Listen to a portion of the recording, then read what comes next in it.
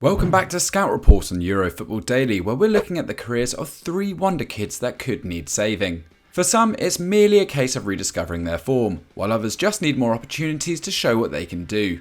But in some cases, a transfer might be the only option to get them back on track if things don't improve. Let us know in the comments what you think needs to be done to solve the immediate future of our three choices. Let's go. Leroy Sane. If you're after an indication of how Leroy Sane's time at Bayern Munich is going, his reception from their fans during a recent 3-2 victory over FC Köln said it all. The German winger, signed for a hefty £54.8 million just over 12 months ago, was routinely booed by the Bavarian followers. The situation grew so bad, Julian Nagelsmann hauled off the 25-year-old at half-time. In 45 minutes, Sane had completed 9 of his 16 passes, lost possession 11 times, and only produced a single shot on target.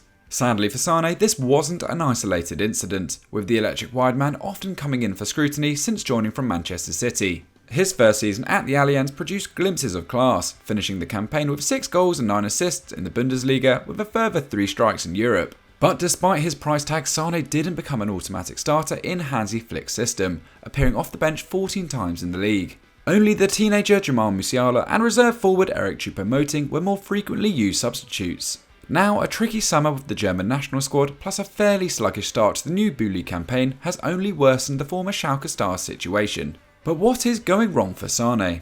First of all, it simply cannot be forgotten that in 2019-20 he played a grand total of 11 minutes of league football thanks to a cruciate ligament injury. The season prior had seen Sane close to his best, registering 20 goal involvements in England's top flight and completing 56.5% of his colossal 5.2 attempted dribbles per 90. He also produced over 1 shot on target per 90, resulting in a career best goal to shot ratio of 0.18, close to 1 in 5. Outperforming his XG by 4.4 goals, Sane had continued his wonderful form at the Etihad. So, a year away from the pitch made his start to life at Bayern understandably challenging. But the other big change to his game was being shifted from the left to the right flank at Die Roten. Whereas before, Sane was encouraged to get down the byline, at the Allianz he was frequently cutting inside to shoot on his left foot. That, combined with a rise in defensive duties, has clearly impacted his game. In 2020-21, his tackles and interceptions hit a career-high 2.14 per 90. Meanwhile, his touches in the final third and penalty area plummeted 26% on the 18-19 campaign. Sane dribbled more often than before, beating 80 people across the Bully season, but picking the ball up from deeper than ever before resulted in 26 of his 57 attempts coming from outside the box. With a long-range expected goal-to-shot rate of just 0.04, he squandered a fair amount of chances. Sane was also brought in for his big game pedigree as Bayern looked to build on their 2020 Champions League success. But against PSG in last year's thrilling quarter-final first leg, the 36-capped international was found wanting. Bayern attempted 31 shots, though Sane contributed just 2, with neither on target. His sole key pass was the least of any Bayern attacker and fewer than Jerome Boateng, and he left the field injured just after half-time. From then on, Flick often turned to Musiala over his big-ticket signing. Julian Nagelsmann may do the same if he can't get the best out of Sane this season. He may have performed well recently against lesser sides than Hertha Berlin, Bremer SV and Liechtenstein, but as it stands, his future in Bavaria looks far from secure. Donny van der Beek. If Leroy Sane is enduring something of a rough time at Bayern Munich, then it can't really get much worse for Donny van der Beek at Manchester United. The Dutch international appears nowhere near the starting 11, with Fred, Scott McTominay and a 33-year-old Nemanja Matic all preferred ahead of him, along with Paul Pogba and Bruno Fernandes further forward. In fact, he hasn't appeared in competitive action since playing 13 minutes against Gibraltar for the Netherlands back in March. Various muscular issues are partly to blame for the midfielder's absence, and Ole Gunnar Solskjaer has reportedly insisted he remains part of his plans after blocking a deadline day move to Everton. But plenty more will be expected of Van der Beek's performances on the pitch, especially considering the £39 million they paid Dutch outfit Ajax for his services. In the 515 minutes of Premier League action he was afforded last term, Van der Beek scored and assisted 1 apiece. He actually maintained a fairly solid pass completion rate of 86.1% and did offer up 3.2 tackles and interceptions per 90, forced to play deeper with Bruno Fernandes in his preferred role behind the forwards. But there have been concerns over whether the 24-year-old is too lightweight to cope with the physicality of the Premier League. It's telling that he spent much of the summer off-season building muscle, having returned with a much sturdier frame. Van der Beek's main hope at United is that Solskjaer moves away from a double pivot in the midfield and encourages his midfielders to attack.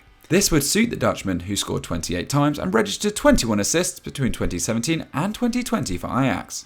Back then, he averaged 1.7 key passes and 2.1 shots per 90, even completing over 1 dribble per match. At United, however, his attacking prowess has been largely nullified thanks to his positional requirements. From what few opportunities he was afforded, he mustered up a mere 2 shots, while just 10 live passes and 1 dribble led to an effort on goal. His own solitary strike came way back on his debut against Crystal Palace. However, he did hold an expected assist rate of 0.19 last season, just shy of 1 every 5 games.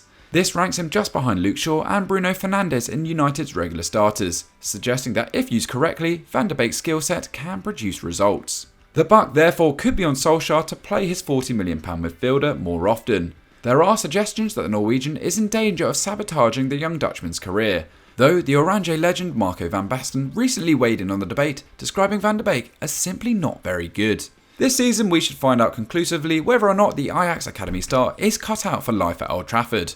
And if not, hopefully the Red Devils have the decency and heart to let him find a club where his talent can shine. Joao Felix. Atletico Madrid's quest to become the undisputed heavyweight in Spanish football looks to be falling into place. With Barcelona and Real Madrid hindered by financial issues, Los Rojiblancos have been able to double down on their latest La Liga crown, spending wisely to arguably boast the strongest squad in the Iberian Peninsula. Diego Simeone has a lot to get excited about. That is, except for one thing, the future of Atleti's record signing Joao Felix. The Portuguese Wonderkid has endured a rough 6 months having contracted COVID last February. Up to that point he was a regular feature in Atleti's title charge, though has since faded from the scene, starting just 3 times as various injuries plus competition for spaces hindered his chances. And a recent fractured ankle means it'll be a while yet before we see him again. It's a pity as the 21-year-old appeared to be really hitting his stride at the Wanda Metropolitano. Prior to February, he'd scored 7 and assisted 5 in La Liga from just 1,558 minutes of football, significantly less game time than that handed to the likes of Yannick Carrasco, Marcos Llorente and Angel Correa. His 2.9 shots per 90 were better by just Luis Suarez, along with his expected goals per 90 return of 0.34. Felix was arriving in dangerous areas more frequently, with his efforts inside the box rising from 50% to 64% on the season prior, causing his goal-to-shot ratio to almost double from 0.09 to 0.17. In fact, 43% of his efforts on target were finding the net, a stat only Marcos Llorente and Luis Suarez could top. Primarily operating on the left flank, Felix also emerged as one of the most direct and forward-thinking players around. His 6.9 progressive carries per 90 placed him among the top 6 percentile of players also in his position in Europe's Big 5 leagues, while his 4.4 progressive passes landed him among the top 2%. Combined with his 1.2 key passes per 90, a significant increase on his 0.8 per 90 in 2019-20, and the former Benfica playmaker looked well on course to stardom with Los Colchoneros.